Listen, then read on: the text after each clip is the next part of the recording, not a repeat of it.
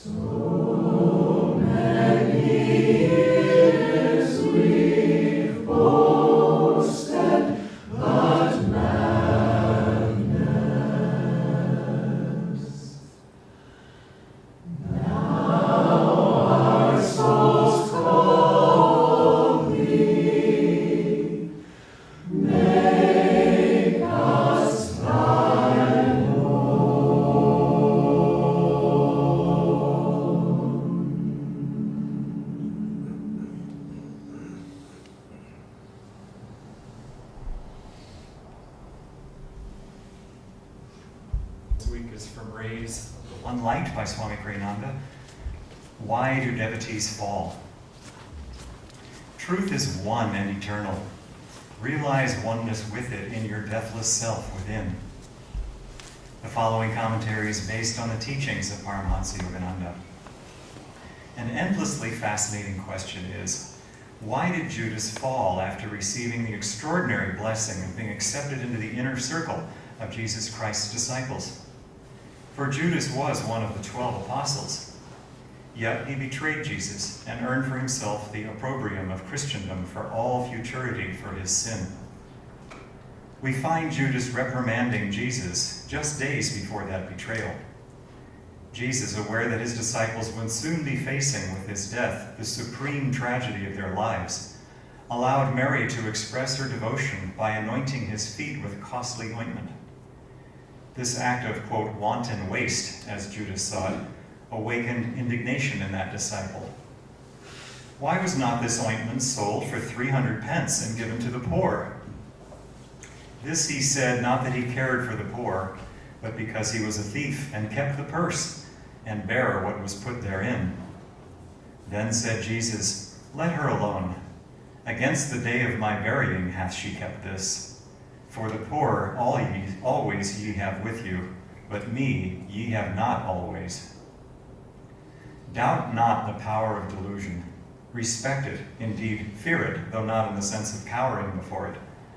For as Yogananda said, one is not safe until he attains Nirvikalpa Samadhi, the state of final union with God. Judas, through attachment to money, opened his consciousness to subtle influences, which may be called satanic, that drew his thoughts toward other related attitudes, the importance of worldly power, for instance, and of worldly influence.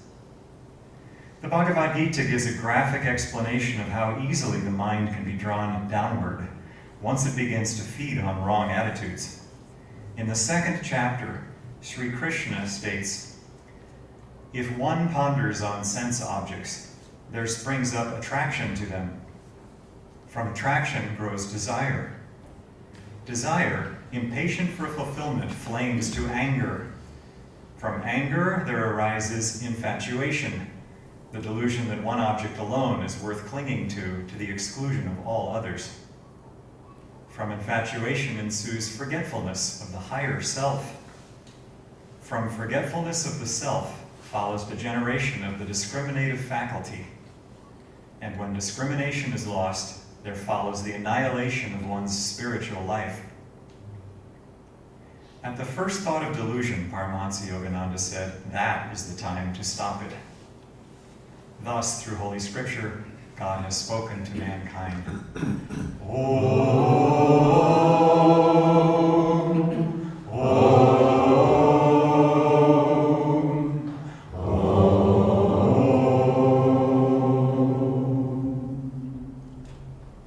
Thank you.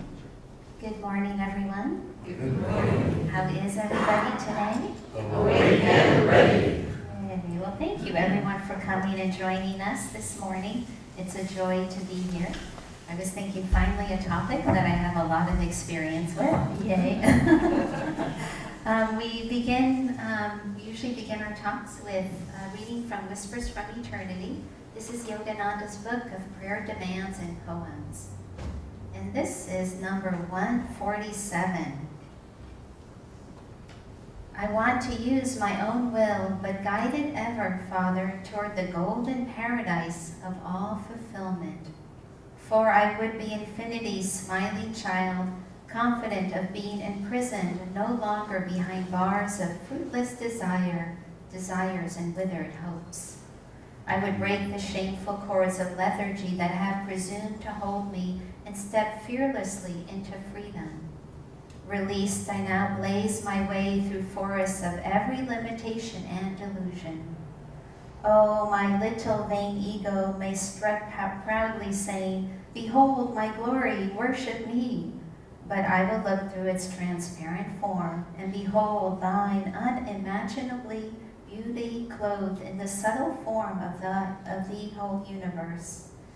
The silenced tuned hearing of my soul will ignore that tiny, boasting masquerader my little self impersonating thee, and will listen rapturously to the wind-borne, fragrant music of thine own matchless voice whispering across the ages, I am he. Oh, peace. Amen. Well, there was a preacher that was an avid golfer, and he woke up one Sunday and the desire to play golf just overtook him. And it was a picture-perfect day. The sky was blue, there was not a cloud in the sky, and sure enough, he made his mind up that he wasn't going to go to church that Sunday. So he called his assistant and said, I'm really not feeling that well today, can you cover for me? And then the minister grabbed his golf clubs, threw them in the trunk of his car, and he drove like over 3 hours away so that nobody would see him. And then he gets out on the golf course, and meanwhile, up in heaven, this little angel is watching this, and he's a little disturbed by this, and he goes up to God and he says, excuse me, but do you see what's happening? Don't you think he should be punished for this? And the Lord just kind of nodded in agreement. And so the minister goes up to the first tee, and he gets his golf club out, and he swings at it, hits the ball, and it goes 350 yards, and lands in that first hole, a perfect hole-in-one. And so then back up in heaven, the little angel's getting a little more disturbed about it. The angel said, Lord, I thought you agreed that you were going to punish him. And the Lord just smiled at the little angel and he said, think about it. Who could he tell?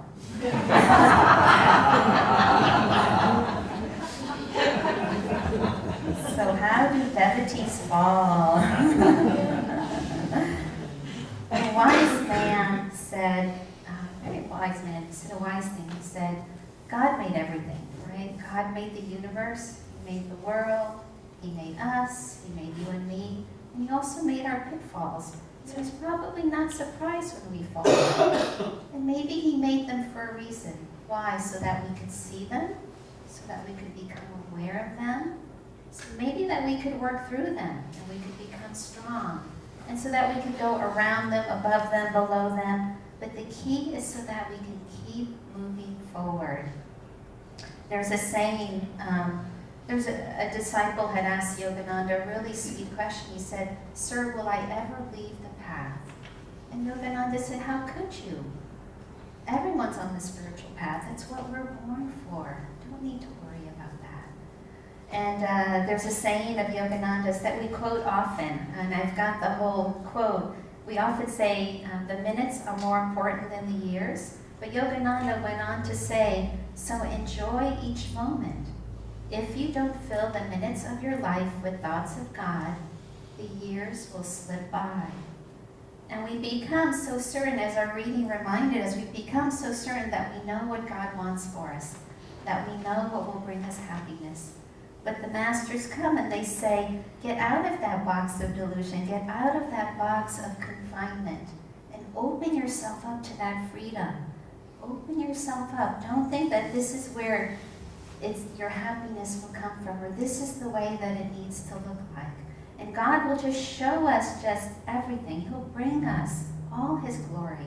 What is that saying? If we want to make God laugh, tell him our plans.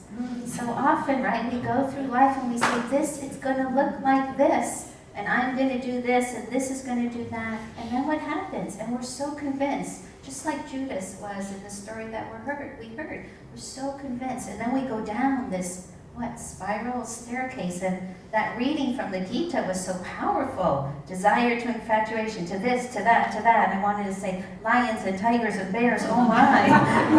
Wow, before you know it, right? But then what did he caution us?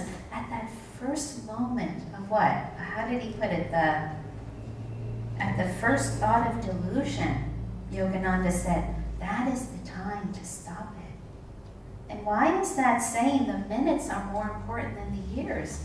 What happens in those minutes, that first thought of delusion, whatever it is, that I, my, me, my, whatever that is, we have a Living Wisdom School here in Portland, and it just blesses what we have happening here. It's such a joy to share life with children, and we have also Living Wisdom Schools in our different communities. But I was remembering a story many years ago from a kindergarten class down at our Living Wisdom School at Ananda Village in Northern California. And throughout the year, they worked on this game called Big Self and Little Self. And when the children were sharing their toys, or maybe sharing their lunch, or being kind to a fellow classmate on the playground, or maybe they were helping somebody, or they were being kind to the pets or to flowers, they would say, oh, you're in your big self. And the children learned to affirm that for themselves and also for each other. And so throughout the year they would say, oh, you're being in your big self, or I'm in my big self now. Do you want a piece of candy, or whatever it was? You know, you can only imagine the scenarios. But then when they were in their little self, meaning when they didn't want to share maybe their snack or their lunch, or maybe they just didn't feel like being so helpful on the playground, or maybe they just said something that wasn't too kind to a fellow classmate, or whatever, right? We can think of that. They would say, well, I'm in my little self, right? And then not only would they see that, I mean, the level of awareness that these kids grow up with, boy, if I have to come back next lifetime, which I'm guessing I have to, I hope I can come to a Living Wisdom School. It's just amazing. You know, so they have that awareness when they're being in their little self. And then I'm sure they also told each other, you're in your little self. Why don't you let me have some of your lunch, or whatever it is. Again, you can only imagine. But it was so sweet because at the end of the year, in reviewing the year with the children, the teacher said, one little boy came up to her and said, you know, I don't remember my little self anymore. I only remember my big self. This is why the masters come, to remind us of our big self and to let go of those little self-definitions, the boxes that we create that help us spiral downward. Because when we think it needs to be a certain way, when we think this is what's going to bring me happiness, I'm not going to be happy, right? We start to slowly spiral downward. And again, that phrase, the minutes, what are happening in the minutes of your day? What are the thoughts that we're holding? We put so much emphasis, we give our jobs so the best that we have, right? We go to work, we're on time, all these kind of things. We give our friendships, our families, we stop everything, right, to support our family and friends, and diets. There's so much talk about diets and which diet is the right one for you at what time of the year, or whatever it is, you know. But what about our spiritual life? Sometimes we just tend to, oh, okay, once we get all these other things done, then we can focus on God. But the masters come, they remind us, seek God first, and all these things come. I was talking to a friend who's just been really trying to do that and focus on that. And here, these other things are coming. And we were just talking like we're amazed, like this is a miracle. Of course God wants us to be happy. Of course God wants us to have that relationship, that car, whatever it is. The things of the world, they're not bad things. But if we grow attached to them, if we think that's where our happiness is going to come from, then we know we're going to get unhappy, because they don't last.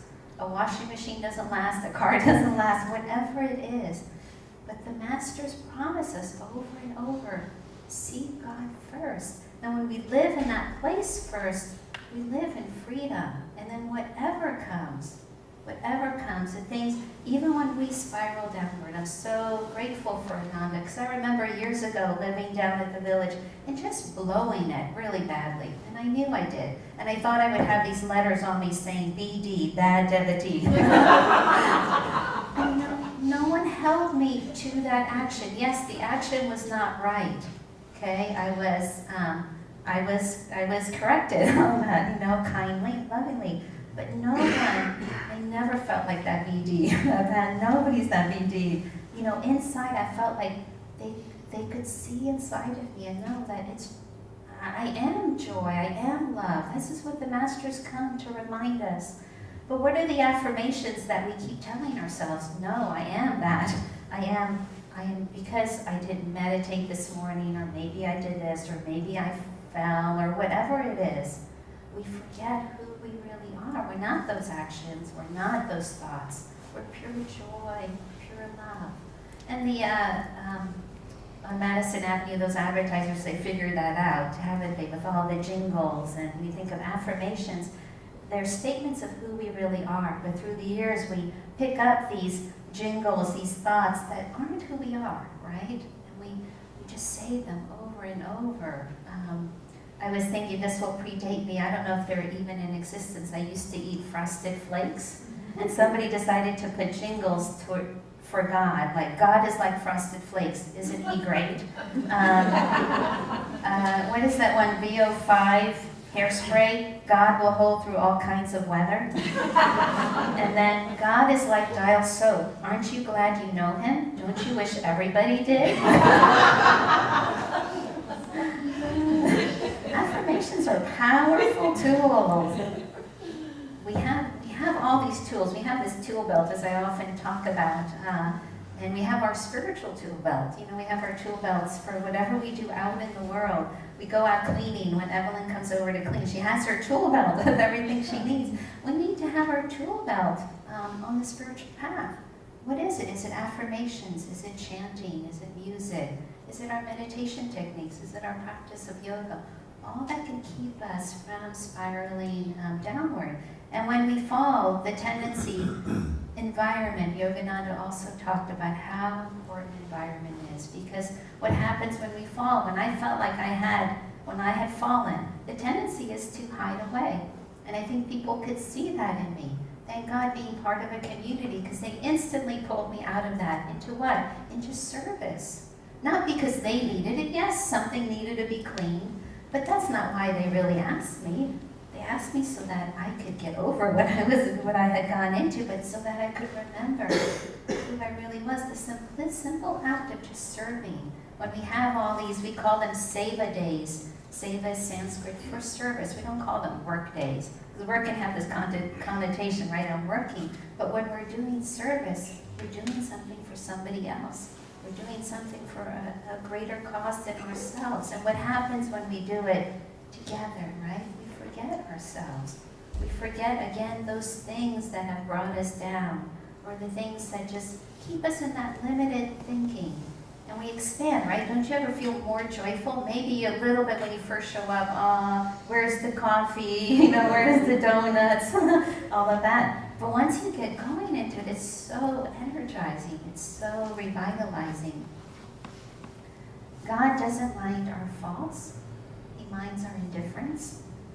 I love that quote of the person, Lord, if you can't make me a better person, don't worry about it. I'm having a really good time, like I am. He just wants our love. We make it so much more complex than it is. You know, he just wants our love. He's there for us. He's waiting for us to show up, saying to us, open your heart to me. I will enter. I will enter, and I'll take charge of your life. I always thought, you know, somebody who falls, again, they've done something big, you know, growing up in the church that I did, it was just, a sinner was just this, there's a big thing, you know, and how do you overcome it? But then when I heard this quote from Yogananda, a saint is a sinner, and I gasped, a saint is a sinner? How could a saint be a sinner? But then he goes on, who never gave up. And that's what we're reminded, never to give up. To keep, when we see those pitfalls, again, okay, to become aware of them, to grow stronger, to go around them, above them, but what? To keep moving forward, right? Keep moving forward. Keep opening the heart. Keep living in that place. God would just have us live totally free and not confined by any of these things, what we think life should look like. Open our heart completely. When you look at the saints, that's why it's so wonderful to read about the lives of the saints. We've had the blessing to have had Swami Kriyananda in our lives, and who started Ananda. But he never defined himself by that. Anytime he looked deep in his eyes, he saw nothing but pure joy. Nothing. And anything that happened, he was never untouched by it. He said, I never let anything touch my consciousness.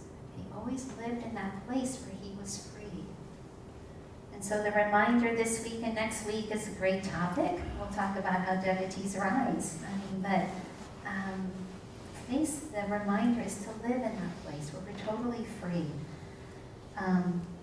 And remembering where our power comes from. Yogananda would remind Rajasi Janakananda, his foremost disciple, he would say, don't ever forget where you get your power from. Remembering on the spiritual path, we're not alone. We have community, we have support, but we have the gurus, and we have God supporting us in this endeavor. Yogananda said, I see you all as images of light. Everything, the grass, the trees, the bushes, everything I see is made of light. You've no idea how beautiful it all is. You've no idea how beautiful you are to God and the Masters. They're ever there guiding us, taking us forward if we only open our hearts and remain in that place of freedom.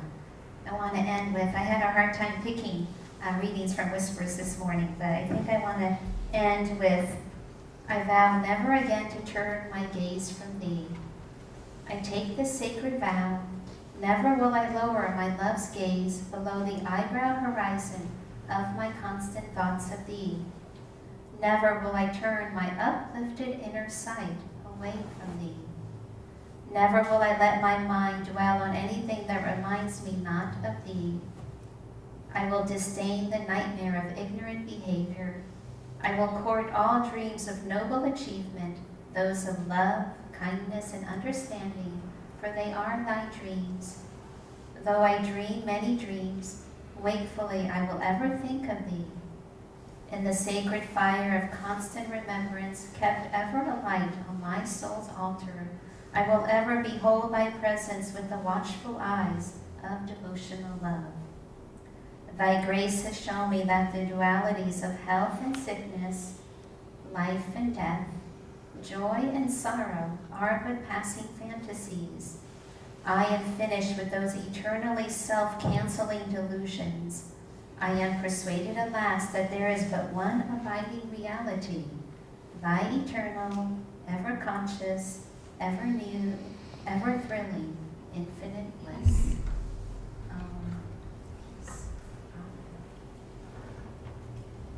It's also from Swami Priyananda's oratorio Christ Lives, entitled The Temptation of Christ.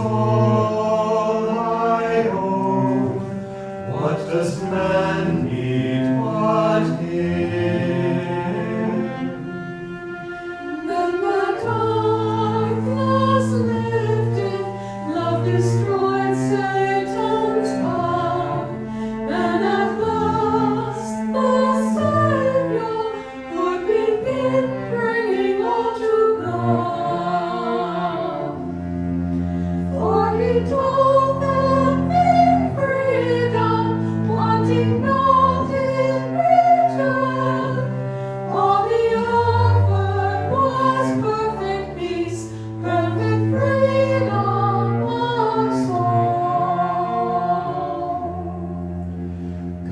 is all I love.